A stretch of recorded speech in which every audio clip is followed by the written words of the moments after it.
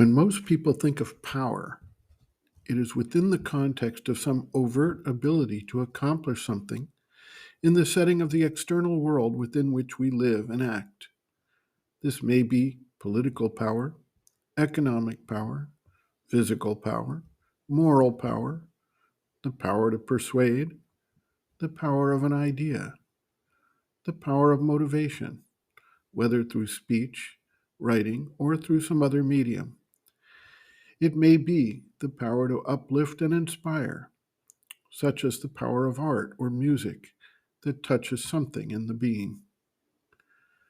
Because the psychic being works from behind the scenes and through influence and guidance of the body life mind complex, it is hard to define exactly what power the psychic has, and this is the thrust of a question posed to the mother by a disciple.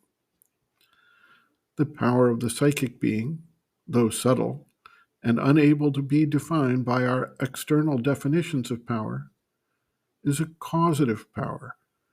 Its role is not the direct implementation of any particular line of action in the world, but to create the soul's circumstances and guide the responses for the soul's development and use of its external capacities in the service of the divine manifestation to which the psychic being, through its direct relation to the divine, is connected.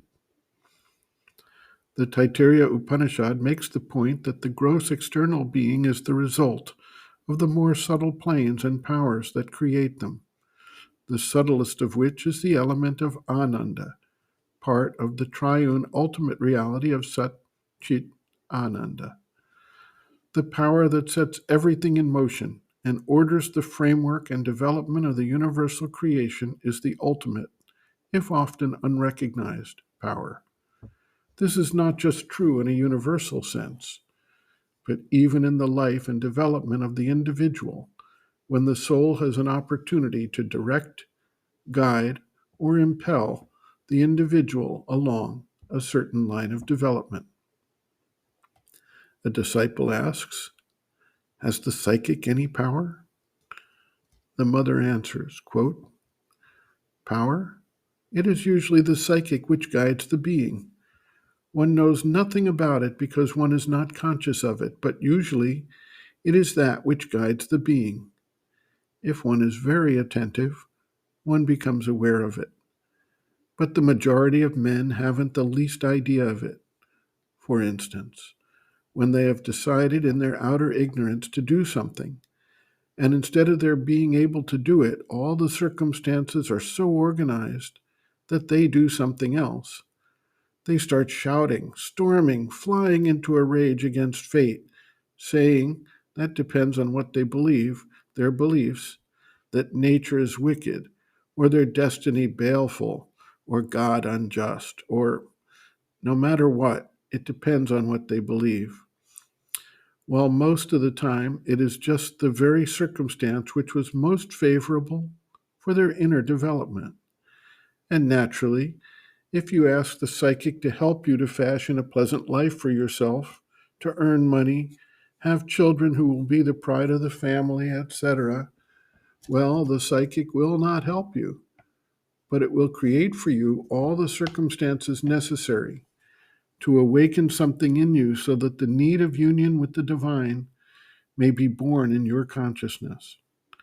At times you have made fine plans, and if they had succeeded, you would have been more or less encrusted in your outer ignorance, your stupid little ambition, and your aimless activity.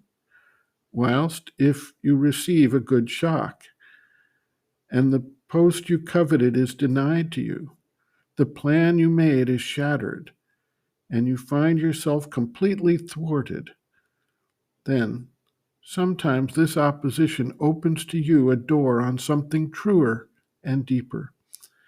And when you are a little awake and look back, if you are in the least sincere, you say, "Ah, it wasn't I who was right. It was nature, or the divine grace, or my psychic being who did it. It is the psychic being which organized that." End quote. Reference, Sri Aurobindo and the Mother, The Hidden Forces of Life, Chapter 2, Hidden Forces Within, pages 51 to 52.